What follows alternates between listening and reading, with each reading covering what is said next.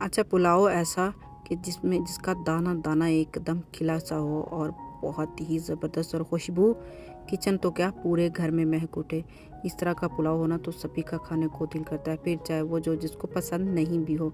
वैसे तो यखनी पुलाव सभी को बहुत ज़्यादा पसंद होता है, लेकिन देखा जाए ना कुछ लोग ऐसे होते हैं जिनको बिल्कुल भी पसंद नहीं होता। तो आज आपके साथ ना बहुत ही सिंपल सी मज़ेदार और टेस्टी सी रेसिपी शेयर करूँगी, जिसको बनाना तो बहुत ही आसान है। जिसको नहीं बनाना आता ना, वो भी इसको स्टेप बाय स्टेप फॉलो करेंगे ना तो उसको भी बनाना आ जाएगा। इतना आसान है और बहुत ही सादा सा तरीका है। तो चलिए हम इस मज़ेदार और टेस्टी सी रेसिपी को बनाना स्टार्ट करते हैं। बिस्मिल्लाहिर्रहमानिर्रहीम। अस्सलाम वालेकुम।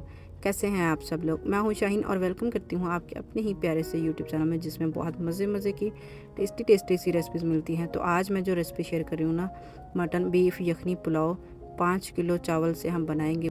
टेस्ट इसका ऐसा होगा कि आप देग के चावल खा रहे हैं, देगी यखनी पुलाव बनाएंगे, बड़ा ही लाजवाब बनेगा। आप सबके प्यार का बेहद शुक्रिया। आप लोग हमें सपोर्ट करते हैं, बस इसी तरह सपोर्ट करते रहें। तो सबसे पहले बनाने के लिए मैंने यहाँ पे चावल ले लिए हैं 5 किलो चावल मैंने डबल स्टीम बासमती राइस लिए हैं। इसको हम 40 से 45 मिनट के लिए अच्छे से भिगो के रख देंगे। आप 1 किलो चावल की भी इसी तरह रेसिपी बना सकते हैं, 1 के आप 2 किलो की भी बना सकते हैं, कम या ज़्यादा जो आपको पसंद हो। तो यहाँ पे जो बीफ है लगभग मैंने 3.5 किलो ले लिया है। तो इसको हम सबसे पहले बॉयल करेंगे। अक्सर देखा जाए ना यखनी पुलाव बनाने के लिए ना सबसे पहले हम इसमें बड़े ज़्यादा सारे मसाले डाल देते हैं, उसके डाल के फिर हम इसकी यखनी बनाते हैं। तो आज हम ऐसा कुछ भी नहीं करेंगे, सिंपल सा इसमें डालेंगे। प्रेशर कुकर ले लिया, इसमें डाल देंगे गोश्त डालने के बाद इसमें डालेंगे 1 टेबल स्पून नमक और साथ में डाल देंगे 3 टेबल स्पून भर के अदरक लहसुन का पेस्ट। अब 3 चम्मच क्यों डाल रहे हैं? 3 चम्मच इसलिए डाल रहे हैं कि इसकी जो स्मेल वगैरह है ना वो बिल्कुल भी नहीं आएगा। अगर तो आप अदरक लहसुन ज़्यादा डालेंगे ना तो इसमें ऐसा कुछ भी नहीं होगा। तो इसमें डाल देंगे 1 टेबल स्पून के भर के, जिसमें गरम मसाले मैंने डाला है बादियाना फूल, इलायची और दालचीनी के टुकड़े, और कुछ मैंने इसमें लौंग के लिए हैं। ज़ीरा बिल्कुल भी नहीं लिया, ना ही मैंने इसमें सौंफ डाल रही हूँ और ना ही इसमें धनिया डाल रही हूँ, वो हम बाद में डालेंगे। तो प्रेशर कुकर लगा के 20 मिनट के लिए इसको छोड़ दें। अच्छा, प्रेशर कुकर को तो लगा के मैंने साइड पे छोड़ दिया है। तो अभी हम ले लेते हैं यहाँ पे एक खुला सा पतीला। 5 किलो चावल बना रहे हैं तो छोटा तो बर्तन लेंगे नहीं, बड़ा लेंगे। तो सबसे पहले इसमें डाल देंगे ऑयल मैंने यहाँ पे लिया है 1/2 kg। और मैंने इसमें जो प्याज डाल रही हूँ ना 1 kg, इसको बारीक बारीक कलियों में कट कर लिया है। तो प्याज़ों को हम फुल ब्राउन करेंगे, यानी कि ब्लैक की तरफ आ जाए। जब प्याज अच्छे से ब्राउन हो जाए ना तो साथ में इसमें क्या करेंगे, हम थोड़े से प्याज अलग जब हम दम लगाएंगे ना तब डालेंगे, तब इसका जो फ्लेवर जायका है ना बड़ा ही कमाल का होगा। तो जहाँ पे मैंने थोड़े से प्याज निकाल लिए हैं, तो अभी हम इसमें जो मसाला डालेंगे ना, जिसको मैंने पहले भिगो के रखा हुआ है, ज़ीरा और काली मिर्च, इसको क्योंकि बाकी हम पहले डाल चुके हैं तो इसमें ये दोनों चीज़ों को मैंने पानी में भिगो के, इसमें जब भिगो के रखते हैं ना इसका फ्लेवर बड़ा ही कमाल का आता है। तो जब आप इसमें पानी डालें थोड़ा सा उसके ऊपर कवर करके छोड़ दें ताकि इसका कुकिंग प्रोसेस जो है ना वो रुक जाए। तो फिर इसमें डाल देंगे अदरक लहसुन का पेस्ट, और साथ में मैंने लिए हैं 5 अदद टमाटर, जिसको बारीक बारीक स्लाइसेस में मैंने कट किया है। आप जैसे चाहे इसकी कटिंग कर सकते हैं। और साथ में मैंने 3 से 4 हरी मिर्च भी डाली है। इनकी अच्छे से भुनाई कर लेंगे। जब अच्छे से भुनाई हो जाएगी तो फिर इसमें डालेंगे नमक मिर्च यहाँ पे मैंने 4 टेबल स्पून मैंने भर के लाल मिर्ची पाउडर लिया है, और नमक इसकी डबल क्वांटिटी में लिया है, यानी कि वज़न में देख लो तो 150 ग्राम होगा, क्योंकि 5 किलो चावल है तो इसमें इतना तो नमक चला ही जाएगा। तो यहाँ पे हम डाल देंगे दही, 200 ग्राम मैंने दही ली है। जब अच्छे से भुन जाए तो फिर इसमें डाल देंगे दही डाल के इसकी अच्छे से भुनाई कर लेंगे। भुनाई में जो आज आपके सालन का, चावल का जो भी चीज़ होगी ना, टेस्ट जायका आएगा ना सबसे ज़्यादा भुनाई में होगा। और जब हम खाना बना रहे हो ना तो खाना बनाते वक्त तवज्जो सिर्फ़ और सिर्फ खाने पर हो ना तो खाना बड़ा ही जायकेदार बनता है।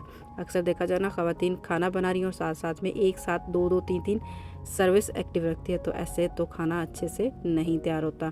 तो बीफ भी हमारा अच्छे से बॉयल हो चुका है, देखिए बहुत ही अच्छे से गल चुका है, तकरीबन 90 से 100%। तो कुछ जो रही सही कसर इसमें हो जाएगी। तो साथ इसमें पानी डाल देंगे। पानी मैं इसमें टोटल डाल रही हूँ 4 लीटर।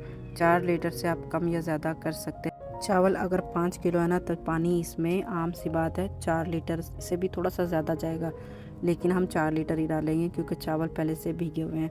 तो जब पानी अच्छे से बॉयल हो जाए तो इसमें हम डाल देंगे चावल डाल के ना इसमें ज़्यादा चम्मच नहीं लाना।